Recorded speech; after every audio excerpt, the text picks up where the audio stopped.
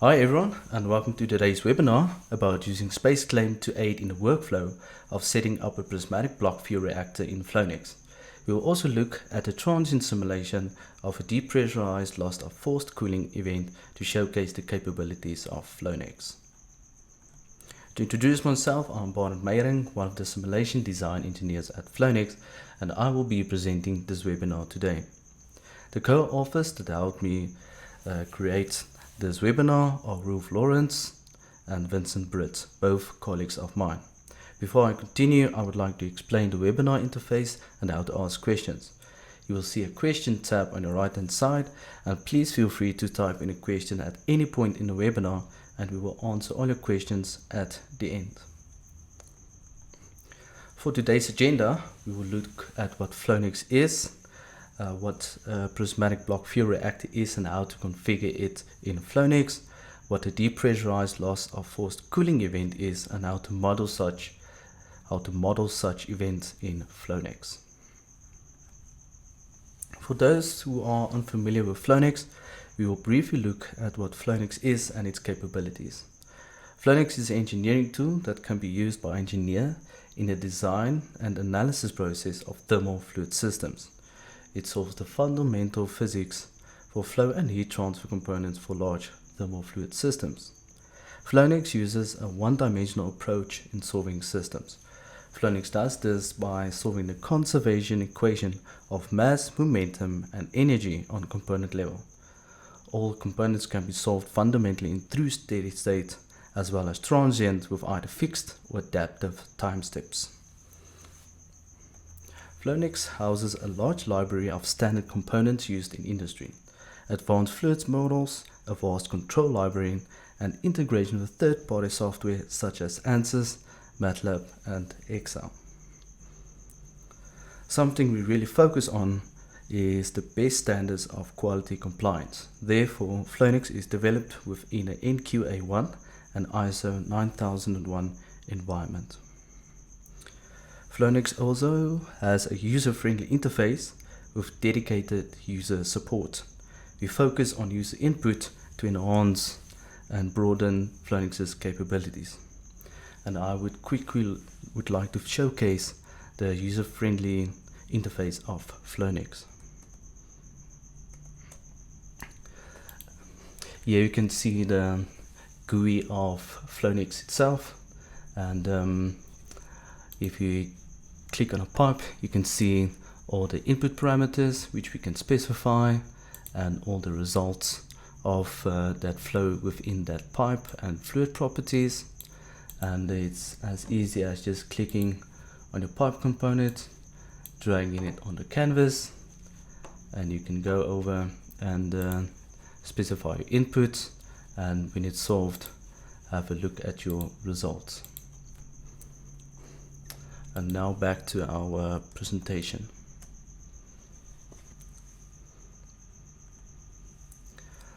How Flownex is used in the nuclear industry.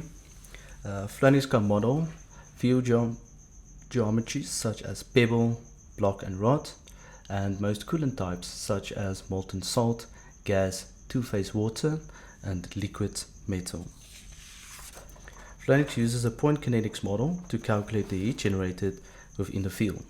Alternatively, user-defined C# calculations or coupling with external neutronics codes can also be used to describe the heat generated within the field.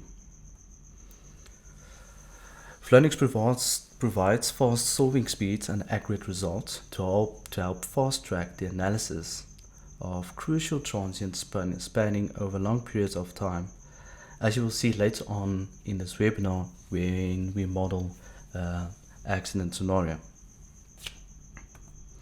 And as you know, nuclear technology is built on licensing, and Flownex can be issued with a certificate of compliance as well as a detailed verification and validation pack to aid in the licensing of new designs. We have a large user base in the nuclear industry, with most of them using Flownex for SMR designs. A few examples are X Energy from the USA, Terrestrial Energy from Canada, and Hyundai Engineering and Construction from South Korea. Let's switch back to Flownex to see how a reactor with a simple primary loop is set up in Flownex.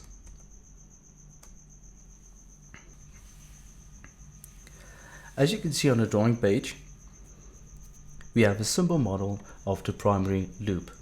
You have the reactor, some pipes to facilitate flow, you have your heat exchanger, your circulator, a PID controller that controls the speed of the circulator, and a restrictor that will be used to model the pipe rupture. To create a reactor model, Flownex makes use of a reactor geometry chart. The geometry chart is used to describe the different zones within the reactor.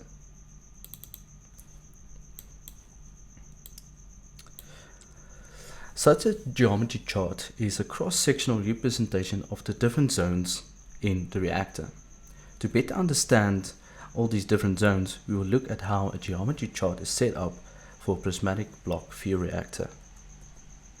But first, a quick overview of prismatic block fuel reactors in the presentation.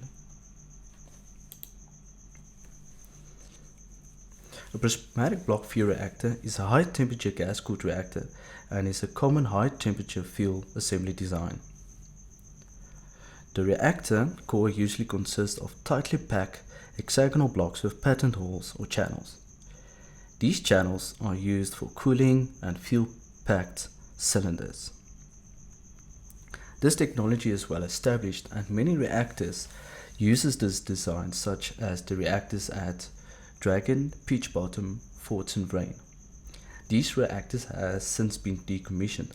However, the HTTR in Japan, which also used this type of technology, is still operational.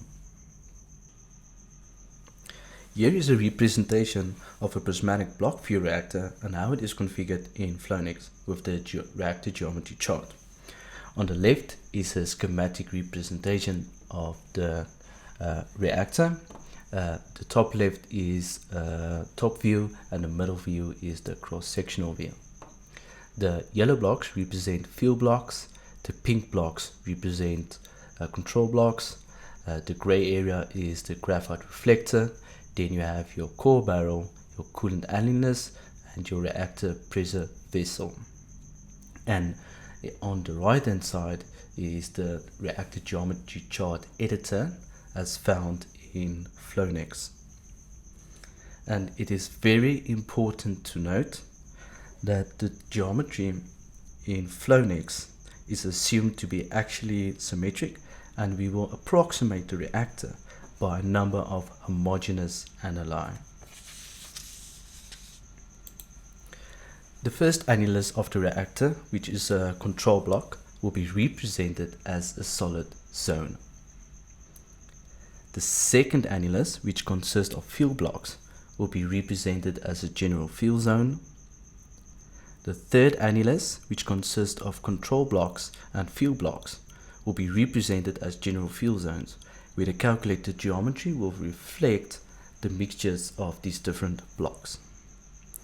The fourth annulus, which consists of fuel blocks, will be represented as a general fuel zone. The fifth annulus, which consists of graphite reflectors, will be represented as a solid with 1D vertical flow to model leakage flow.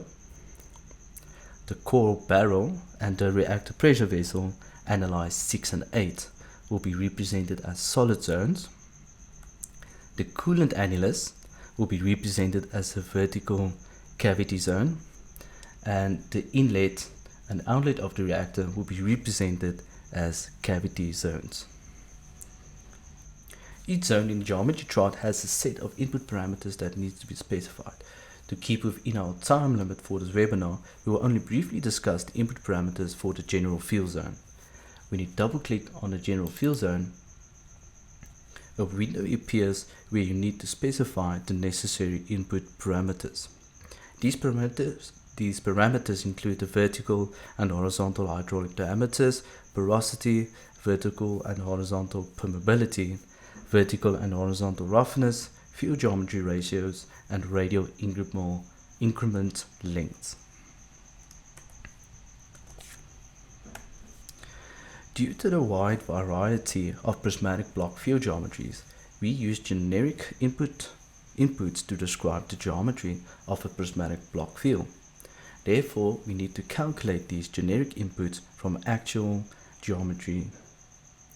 You can do this by using external calculations, such as in the Excel sheet, like we have created as well.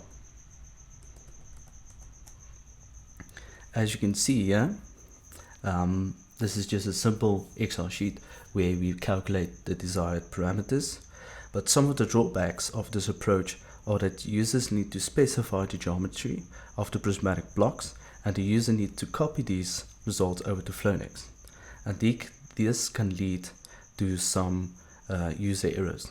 Another drawback is that the calculations need to be reconfigured if the geometry of the field and chord changes significantly.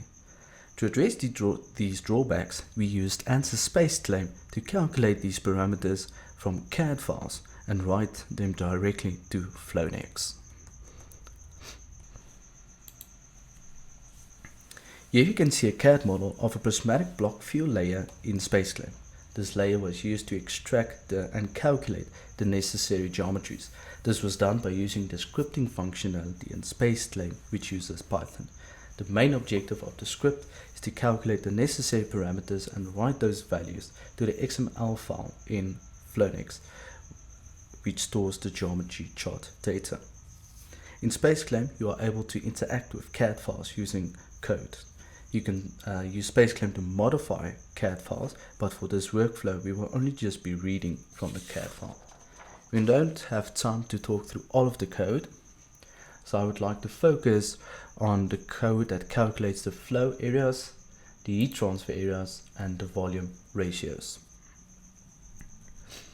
The top surface of one of the control rod blocks is extracted, and the surface thereof is extracted as well, and this was used to calculate some of the parameters.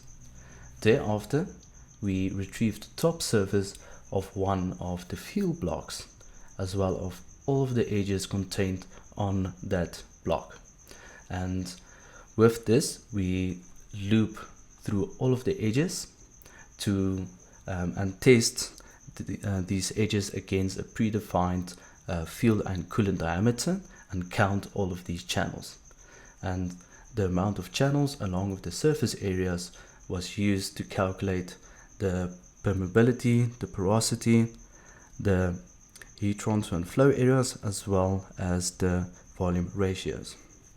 And lastly, by running the rest of the code,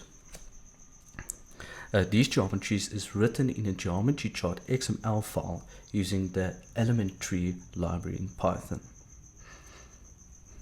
Going back to Flownex, we can see that our geometry chart has been updated, and by opening the geometry chart and having a look at the inputs, we can see that all of the required parameters has been updated, as well as the required field ratios, convection and conduction areas, along with the increment length as well, and as easy as that, without any hassle. Now that the geometry of the reactor is configured, we can use the Reactor builder script to create the reactor, as seen on the generated reactor page. And this reactor is described by flow elements, heat transfer elements, and nodes. Now that the reactor has been configured and generated, we can run a steady state simulation thereof.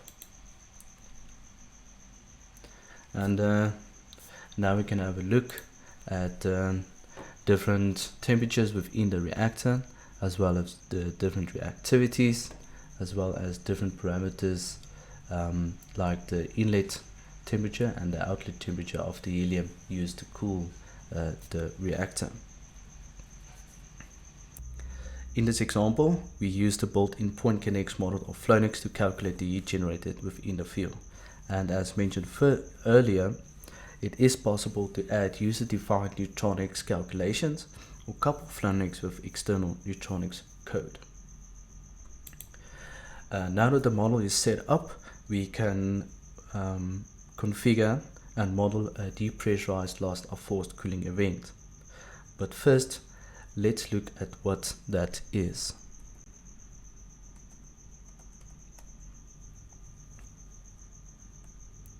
A depressurized loss of forced cooling accident event is when the coolant gas is lost to the atmosphere until the primary system achieves atmospheric pressure. Large leaks or pipe ruptures in the primary loop usually cause depressurized loss of forced cooling accidents.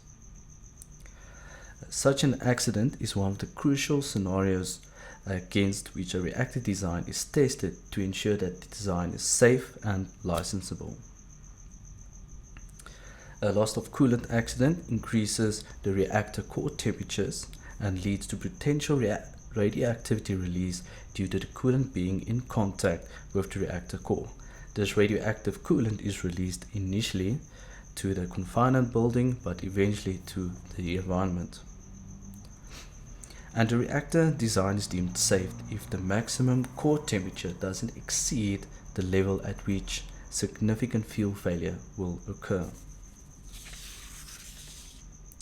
Thus, the need exists for a tool to simulate such an accident event to evaluate and improve reactor designs. Let's switch over to Flownex to see how such an event is configured and modeled.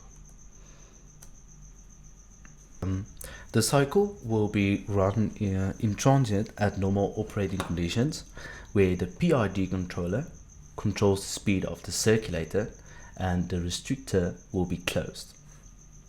To model the depressurized loss of forced cooling accident event, an action was set up to open the restrictor and trip and reduce the speed of the circulator after 10 seconds. System parameters like the temperatures and pressures as well as the reactor reactivities can be examined during this transient. This scenario was run for 5 days to see how the temperatures of the reactor was influenced after the loss in cooling. The simulation was run on a computer and took 24 hours. Let's look at some of the important results. The first graph we will look at is the circulator speed. As you can see, after 10 seconds the circulator trips and the speed decreases over time along a predefined run-down curve.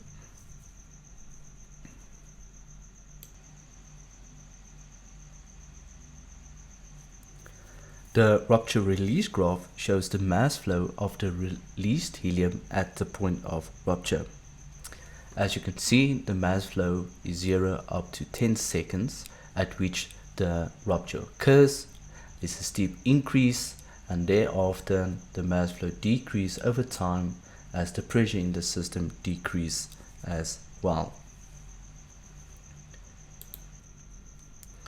The temperature graph shows the different temperatures within the reactor, such as the average fuel temperature, the average moderated temperature, and the maximum fuel temperature. As you can see, the temperatures increase after the rupture due to the loss in coolant flow. Thereafter, the temperature decrease due to a reduction in reactivity and power, which resulted from the negative temperature reactivity coefficient. We will now look at the reactivity of the different elements inside reactor. The field and moderator reactor, the green line and the red line, shows a decrease after the rupture due to an increase in temperature. Thereafter increases again due to the decrease in temperature. However, the overall reactivity, the black line, keeps decreasing due to the amplified xenon behavior. The xenon behavior was amplified in the neutronics calculation to showcase a recriticality scenario, which we will look at later when we zoom out and examine the rest of the results. The reactor power graph shows the decay heat, the fission power, and the overall reactor power. The fission power and decay heat decreases after the rupture, where the fission power drops to 0 and the decay heat to approximately 2.5 megawatt. The temperatures in the reactor will increase due to the heat generated left over from the decay heat. This heat needs to be removed by the reactor cavity cooling system, the RCCS, to ensure that the reactor temperature does not reach dangerous limits. Now to zoom out and to look at the rest of the results.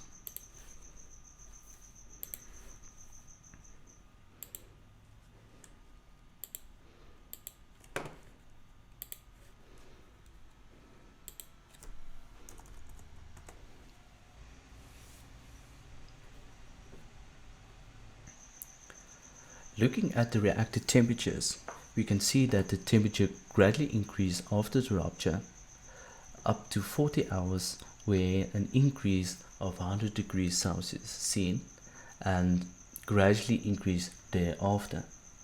This increase is due to the xenon recriticality, which is better displayed in the reactivities.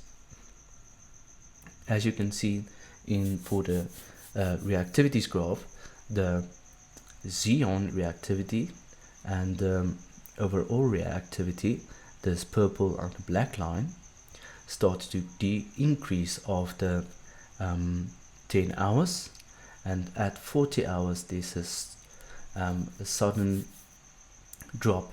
That's a typical example of xenon recriticality. Looking at the reactor power, we can see that the fission power dropped to 0 after the rupture, and we have a little amount of decay heat, and at 40 hours where the recriticality occurred, there's a steep jump in fission power and decay heat, and it decreases thereafter until the end of the simulation. Okay, yeah. A very interesting result to look at is the temperature and pressure change at the reactor inlet port. As the pressure in the reactor suddenly decreases after the pipe rupture, we can see the temperature decreases as well and reach a minimum of minus 80 degrees Celsius. Yes, that is minus 80 degrees Celsius. And this is commonly seen in rapid tank blowdown events and is captured fundamentally in the energy equation of Flownex. And it is important to note that this low temperature leads to high material stresses and should be considered during the design of the reactor.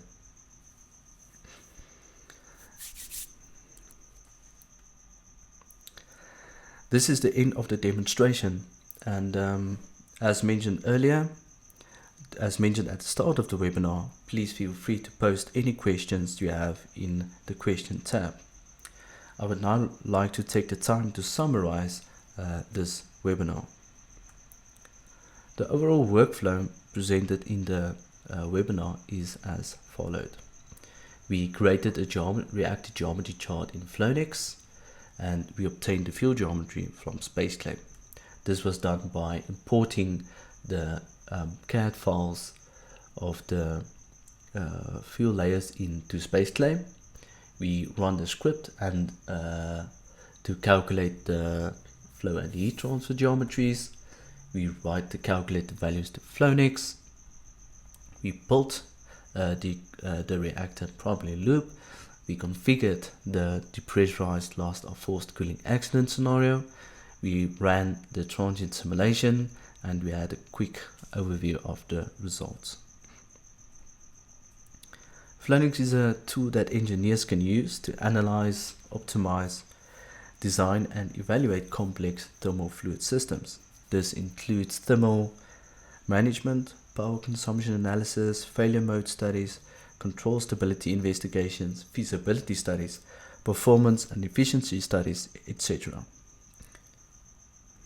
Flownex provides the capability of modeling different reactor types, different fuel geometries and different coolant types. Flownex can be used to model different accident scenarios such as depressurized and pressurized lost of forced cooling events, pump trips, tube ruptures and steam generators, etc. to see how the rest of the system responds. The power cycle or the secondary cycle of nuclear plant can be modeled as well with the vast library of industrially used components in Flownex. A follow-up webinar will be held where depressurized lost of forced cooling event will be simulated for the primary helium loop coupled with a steam generator and a complete Rankine cycle, and we will investigate how such an accident event influenced the whole system and the control thereof. This webinar should surely get you excited and interested in Flownex, so go over to the Flownex website and request a demo under the Contact Us section. Alternatively, you can reach out to us by sending an email to inquire@flownex.com. And this brings me to the end of this exciting webinar episode. Thank you for joining, and I hope this has given you a better overview of how our SpaceClaim can be used to aid in the workflow of modeling a prismatic block fuel reactor and depressurized lost of forced cooling event in Flownex. We still have some time left over, so we will now answer questions about the webinar. Please use the question tabs to ask any questions you might have.